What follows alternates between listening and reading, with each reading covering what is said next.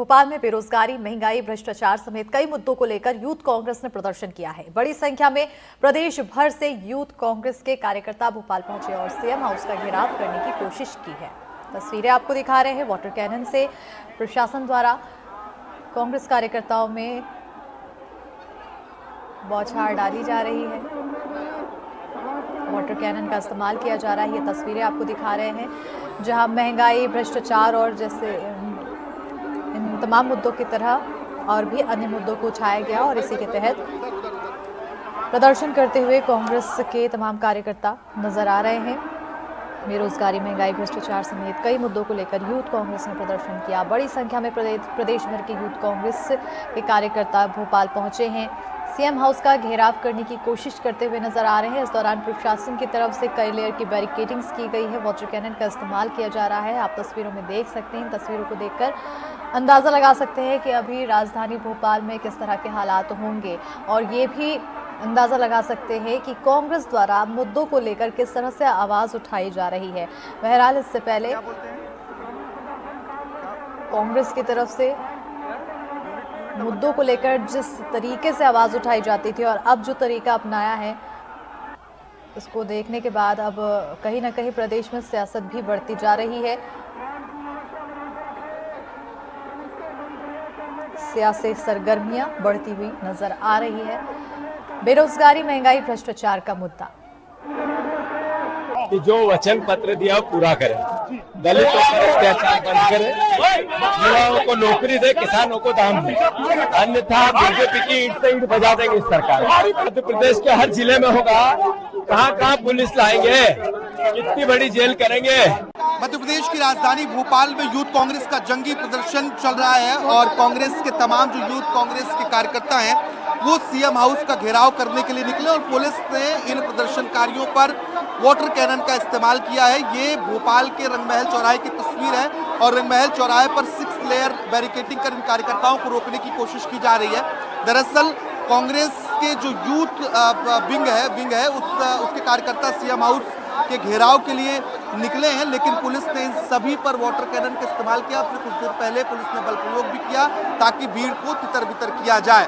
Youth Congress ने प्रदेश भर से अपने कार्यकर्ताओं को भोपाल बुलाया। इस प्रदर्शन में कांग्रेस प्रदेश अध्यक्ष जीतू पटवारी और इसके साथ ही यूथ कांग्रेस के राष्ट्रीय अध्यक्ष मितेंद्र दर्शन सिंह, माफ कीजिएगा बीवी श्रीनिवास और प्रदेश अध्यक्ष मितेंद्र दर्शन सिंह, इसके साथ साथ ही नेता प्रतिपक्ष उमंग सिंगार और तमाम बड़े नेता जो हैं वो मौजूद हैं। दरअसल यूथ कांग्रेस का आरोप है और इसी आरोप के आधार पर मध्य प्रदेश में प्रदर्शन किया जा रहा है। एग्जाम में गड़बड़ी, पेपर लीक, रसम घोटाला और बेरोजगारी, महंगाई के साथ साथ ही दलित आदिवासियों पर अत्याचार, इन तमाम मुद्दों को लेकर सीएम हाउस का घेराव करने कांग्रेसी कार्यकर्ता निकले थे, लेकिन फिलहाल इन्हें रंगमहल चौराहे पर ही बैरिकेडिंग कर पुलिस ने रोक लिया है और कार्यकर्ताओं की भीड़ को तितर बितर करने के लिए पुलिस ने वाटर कैनन का इस्तेमाल किया। इसके साथ ही लाठी चार्ज भी पुलिस ने किया है कार्यकर्ताओं को तितर बितर करने के लिए, उन्हें भगाने के लिए। मेरे सहयोगी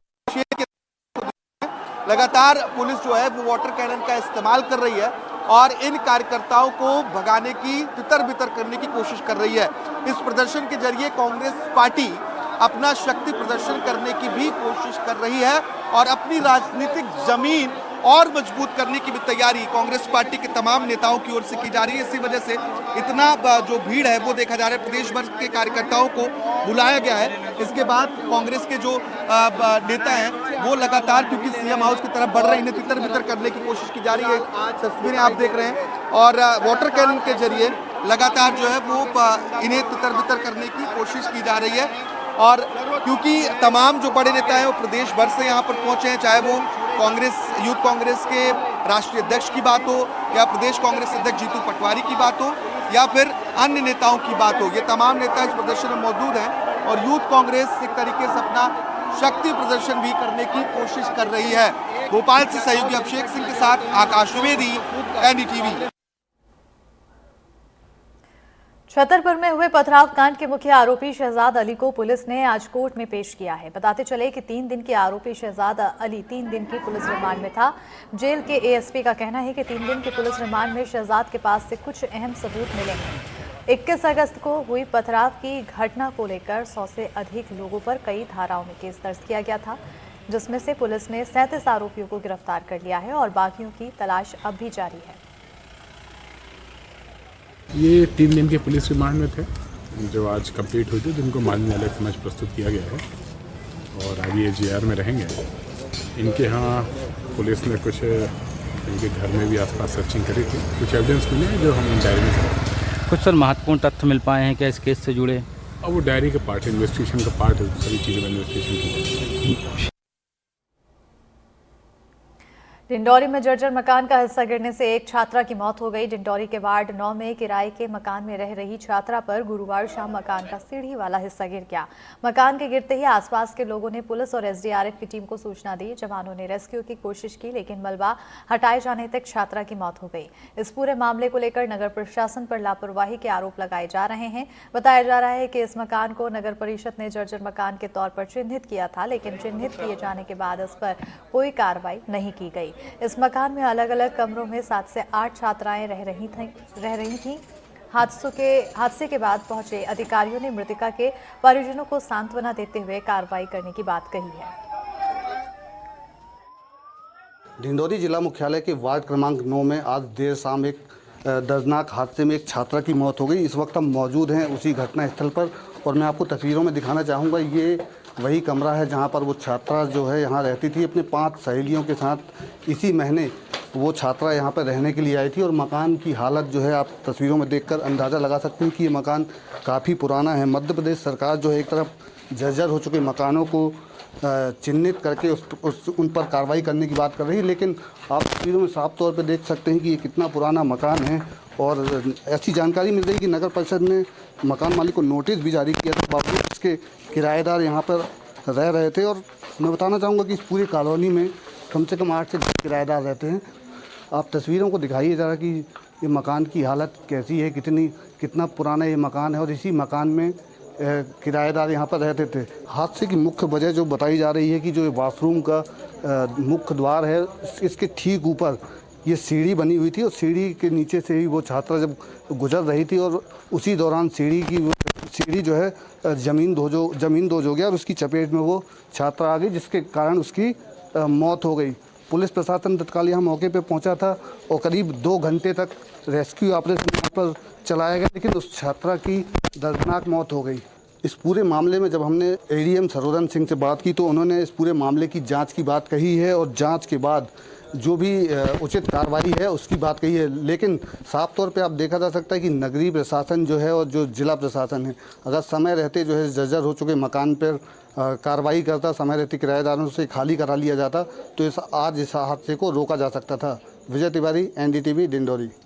फ़ोन से सूचना मिली थी लगभग 5:50 कि वार्ड नंबर 9 नर्मदागंज में किसी के मकान की सीढ़ी गिर गई है जिसमें कोई बच्ची दब गई है। सूचना मिलती मैं अपनी टीम के साथ तत्काल वहां पहुंच गया था और एसडीआरएफ की टीम को भी सूचित कर दिया था। वहां जाकर देखे तो सीढ़ी के मलबे में बच्ची दबी हुई थी। लगभग 1 से सवा घंटे के रेस्क्यू के बाद बच्ची को निकालकर जिला अस्पताल लाया गया था। पूरी सीढ़ी थी, वजन ज़्यादा था, बहुत ज़्यादा सामान था और बाहर से सब सामान उपलब्ध कराकर सीढ़ी को काट कर फिर बच्ची को निकाला गया था। हाँ, परिजनों की रिपोर्ट पर अपराध पंजीबद्ध होगा। हम लोग 5 लोग रहते थे रूम में, नर्मदागंज आरआई मोहल्ला। हम लोग का रूम मालिक वो अजय बड़मनिया है साहब, बड़मनिया वहीं रहते थे। वो फ्रेश होने गई थी दीदी, फिर वो फ्रेश होके निकली, फिर उसके बाद मैं तुरंत गई हूँ अंदर। मैं अंदर थी, दीवार गिरने के बाद फिर मैं बाहर आई थी तो देख रहे थे उधर दीदी नहीं थी। फिर रूम में सब लोग ढूंढ रहे थे, फिर यहाँ वहाँ भी ढूंढने, फिर नहीं मिल रही थी। बाल्टी वहीं थी। लगभग 18 वर्ष की बालिका जो यहाँ किराए पे मकान में रह कर के कंप्यूटर की कोर्स कर रही थी। ऐसे पता चला है कि बच्ची और 2 बच्चियाँ साथ में रहती थी, पर एट ए टाइम वो बच्ची उस समय वहाँ पे थी। जैसा कि मकान के सिचुएशन के हिसाब से हम लोग देखे हैं तो ये लगा कि जो मकान के छत पर जाने वाला जो सीढ़ी था और सीढ़ी के ऊपर जो छत के से लगा हुआ प्रोजेक्शन था, वो प्रोजेक्शन एकदम से गिर गया।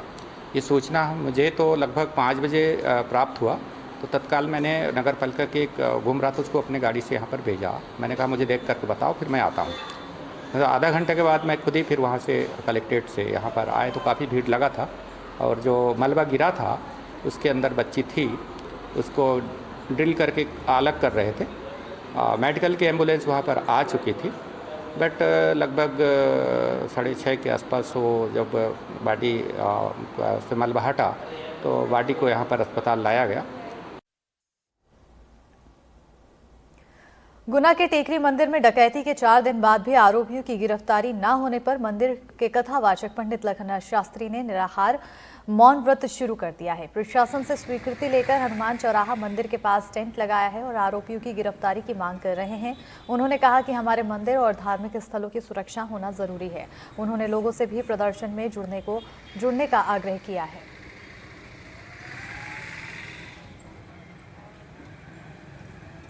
मौन व्रत का मुख्य कारण ये है कि हमारे श्री हनुमान टेकरी पर एक बार नहीं अनेकों बार जो चोरियाँ हुई हैं और भी कुछ मांस में आहार करके जो मन चले हैं वहाँ की जो गतिविधियों को खराब कर रहे हैं, और कुछ ऐसे लोग हैं जो ऐसी हरकतें करते हैं जिससे धार्मिक प्रवृत्ति के जो लोग वहाँ दर्शन करने के लिए जाते हैं उनके लिए शर्म महसूस होती है। प्रशासन से यही अनुरोध है कि हमारी जो मांगें हैं उनको पूर्ण करें और धर्मस्थलों को सुरक्षित करें। कबीरधाम जिले के लोहरा ब्लॉक में प्रधानमंत्री आवास निर्माण में फर्जीवाड़ा के एक के बाद एक मामले सामने आ रहे हैं। इस खेल में अधिकारियों के ऊपर फर्जी फोटो अपलोड कर राशि निकालने के आरोप लग रहे हैं और एनडीटीवी की शुरुआती पड़ताल में 3 ऐसे मामले सामने आए जहां हितग्राही का प्रधानमंत्री आवास बना ही नहीं और जियो टिक करने वाले अधिकारी सही सरकारी भवन का तो कहीं दूसरे जगह की फोटो अपलोड कर राशि जारी कर दिए हैं। ये रिपोर्ट देखिए।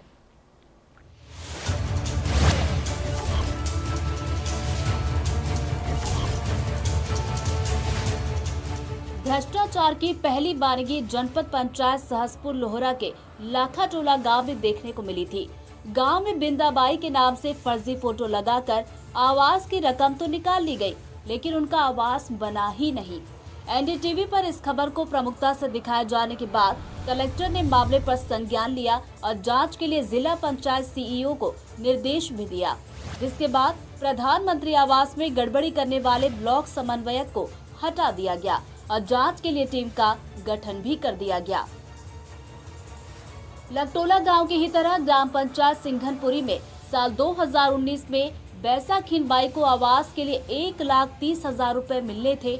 उन्हें घर बनाने के लिए 35,000 रुपए पहली किस्त जारी भी हुई, लेकिन बेटे के विवाद के चलते घर नहीं बन पाया। अधिकारियों ने उन्हें नोटिस भी दिया और बाद में मकान को पूर्ण बताकर बाकी राशि जारी करवा दी। बैसाखीन बाई का आरोप है कि अधिकारियों ने सारा पैसा उनसे ले लिया। कुछ नहीं हुआ किस तो ये नोनी गेरी दादा भी है बताही कतेक पैसा निकाले रही से पहली तो मतलब पैसा निकाले के बाद कौन रखिस पैसा ला उन हे का थे तेन दादा उहे रही थे तेन अधिकारी रख ली। हाँ वहाँ बन के घर भी बनिस के नहीं बनिस पास अपने करे है वो जौन सीओ साहब तो का तेन में नहीं जानो। अब कई जन ऐसे मोर 10 बार आए हो है और निकाल पैसा किस में निकाल के दे हूँ वो सब 1 लाख पहली कतका यात्री से 5 साल के पहली कतका यात्री से कतेक पैसा दे निकाल के आप वो सब बोल लेगी है एको पैसा नहीं। हाँ तो घर तुम्हार काबर नहीं बनिस के साल हो गए पैसा निकले 5 साल हो गए वो चुनाव हुई नहीं तेने दरिक निकाले हो पहली चुनाव हुई सभी यही नया तेने दरिक निकाल डरे बात ला बोले नहीं आपके काबर निकालत हो करके बोले न हम बहुत कुछ नहीं हुए किसी से। वही सिंघनपुरी गांव में समारोह को प्रधानमंत्री आवास दिया, लेकिन आवास बनाए बिना पुराने मकान की फोटो लगाकर राशि निकाल ली गई।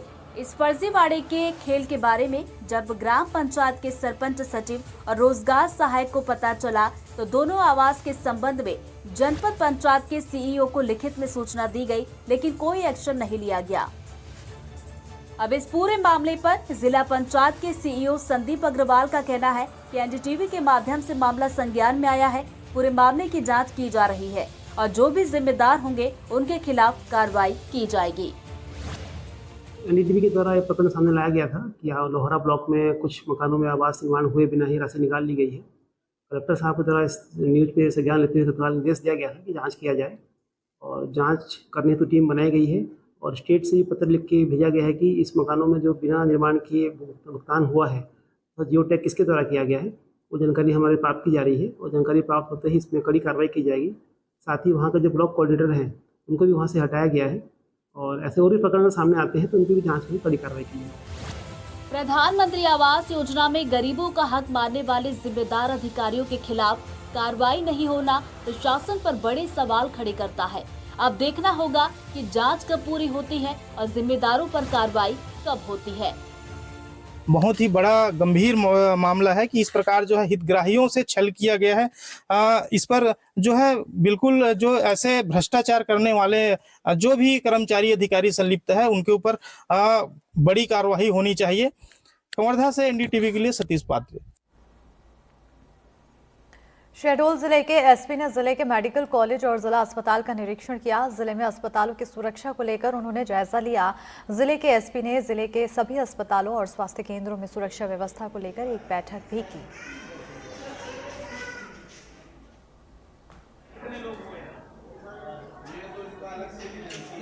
शिवान पुलिस अधीक्षक महोदय द्वारा कल थाना प्रभारी कोतवाली और थाना प्रभारी सुहागपुर को जिला अस्पताल एवं मेडिकल कॉलेज स्थित अस्पताल के निरीक्षण के लिए भेजा गया था, जहां पर ये निरीक्षण कर यह देखा जाना है कि किन किन स्थानों पर कैमरे लगने की आवश्यकता है, किन किन स्थानों पर पास वगैरह की आवश्यकता होगी और सुरक्षा की दृष्टि से क्या क्या मापदंड और क्या क्या व्यवस्था वहाँ करनी होगी, इसकी जानकारी लेने हेतु टीम को भेजा गया था। इसकी समीक्षा की जा रही और जो आवश्यक सुरक्षा की व्यवस्था होगी वो पुलिस द्वारा की जाएगी। मध्य प्रदेश के विदिशा जिले में बीएम नर्सिंग कॉलेज का ताला खोला गया है। बताते चले कि हाईकोर्ट के निर्देश पर तहसीलदार और एसडीएम ने नर्सिंग कॉलेज का ताला खोला है और कुछ महीने पहले सीएम के निर्देश पर मध्य प्रदेश के 480 नर्सिंग कॉलेज को सील किया गया था। इसमें विदिशा जिले के बीएम नर्सिंग कॉलेज भी शामिल था। इस फैसले के खिलाफ बीएम कॉलेज के संचालक ने हाईकोर्ट से अपील की थी, जिसके बाद हाईकोर्ट ने ताला खोलने के निर्देश दिए। मध्य प्रदेश उच्च न्यायालय के सख्त आदेश के बाद जिला कलेक्टर साहब के निर्देशन में माननीय एसडीएम साहब और माननीय तहसीलदार साहब ने आज हमारे महाविद्यालय को अनसील किया ताकि जो है हम अपने कार्य को अंजाम दे सके।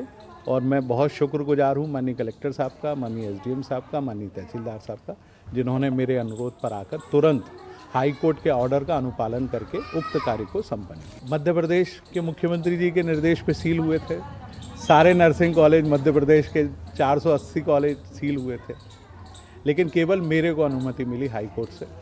तो आज केवल मेरा महाविद्यालय मध्य प्रदेश में अनसील हो रहा है। जगदलपुर में फूड पॉइजनिंग से 37 बच्चों की तबीयत बिगड़ने से बच्चों को महारानी अस्पताल में भर्ती कराया गया है। इसमें से 4 बच्चों की तबीयत गंभीर है। बताया जा रहा है कि खेल दिवस पर आयोजित कार्यक्रम में बना खाना खाने से बच्चों को फूड पॉइजनिंग की समस्या हुई है। मामले को लेकर बस्तर कलेक्टर ने टीम गठित कर जांच के आदेश दिए हैं। तो वहीं बीजेपी प्रदेश अध्यक्ष किरण देव का कहना है कि बच्चे थके थे, इसलिए उन्हें चक्कर वगैरह आ गए। फूड पॉइजनिंग पाए जाने पर जाँच की जाएगी। कुछ बच्चों को ऐसा शिकायत मिली फूड पॉइजनिंग की, ऐसा कहना है। और मैंने कारण पूछा है, बात किया है इन लोगों से कि कल खेल दिवस के उपलक्ष्य में बच्चे दिन भर मैदान में थे, खेल आने के बाद थोड़ा सा कुछ खान पान में थोड़ा आगे पीछे कहीं बाहर का भी कुछ, मुझे मालूम नहीं एग्जैक्टली, अभी इसमें बात करेंगे आगे। तो वही सूचना मिली तो हम लोग इसको देखने आए हैं। बच्चे सब स्वस्थ हैं, अच्छे हो रहे हैं। जिस कंडीशन से आए थे उससे काफ़ी अच्छे हैं अब तो। मेरे ख्याल से 7 बच्चे यहाँ पे रहे महारानी अस्पताल में और कुछ 3-4 बच्चे जो सूचना है वो मेडिकल कॉलेज में है और ये सभी अभी ठीक हैं। ऐसा देखने से बातचीत भी की है उनसे हम इस विषय पे और जानकारी लेंगे कि कैसे क्या है, इन कारणों का पता भी कराएंगे कि क्या इस कारण से हुआ है। मैं अधिकारियों से बात भी किया हूँ इसमें और ये है कि सभी सुरक्षित हैं, अभी किसी प्रकार की कोई दिक्कत नहीं, खतरे से बाहर है। अभी कुल 30 बच्चों को लाया गया था, जिसमें कि सभी 23 बच्चे एकदम स्वस्थ हैं, जिन्हें कि सभी को वापस कर दिया गया है। अभी 7 बच्चे कुल एडमिट हैं और सभी खतरे से बाहर हैं। इन्हें उल्टी दस्त की शिकायत थी। क्या वजह से? बच्चों ने कुछ खाया है और उसी की वजह से है। बाकी लेकिन सभी बच्चे एकदम स्वस्थ हैं और किसी को अन्य कोई शिकायत नहीं है। कुछ बच्चों को ढिमरापाल भी ले जाया गया है और वहाँ 5 बच्चे एडमिट हैं। खबर सेंधवा से है, जहां धनौरा शासकीय एकीकृत माध्यमिक विद्यालय में शिक्षकों की कमी के चलते स्टूडेंट ने कक्षाओं का बहिष्कार किया। बताते चले कि सेंधवा विकासखंड के ग्राम धनौरा स्थित शासकीय एकीकृत विद्यालय में बीते 3 महीने से स्कूल में पढ़ाई का काम ठप्प है। स्कूल में करीब 600 बच्चों पर मात्र एक टीचर होने से बच्चों की पढ़ाई प्रभावित हो रही है। गुरुवार को नाराज बच्चों ने स्कूल से निकलकर रैली निकालकर नारेबाजी कर शिक्षकों की मांग की है।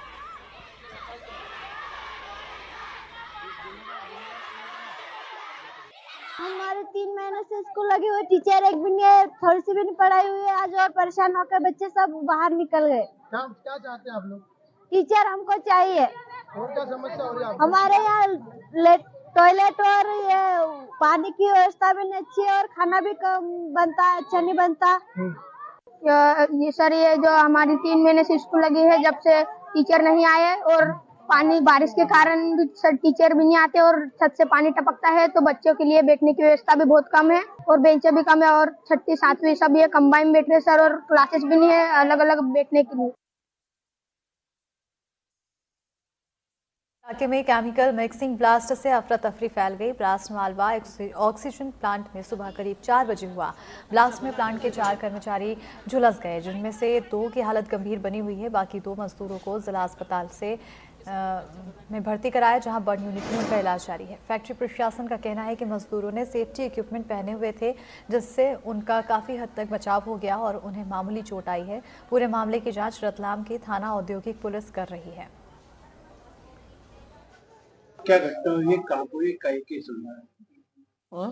क्या हुआ आपको? सर, ये 3:15 बजे की बात है। मालवा ऑक्सीजन में काम करते हम 4 जने थे, माल डाल रहे थे, अचानक ब्लास्ट हो गया। ब्लास्ट हुआ तो हमारे पैरों पे और हाथ पैरों सब पे आग लग गई थी। कितने लोग? 4 लोग। काई में आग लगी थी? काई में ब्लास्ट हुआ? रिएक्टर में माल डालते समय रिएक्टर में आग लगी थी।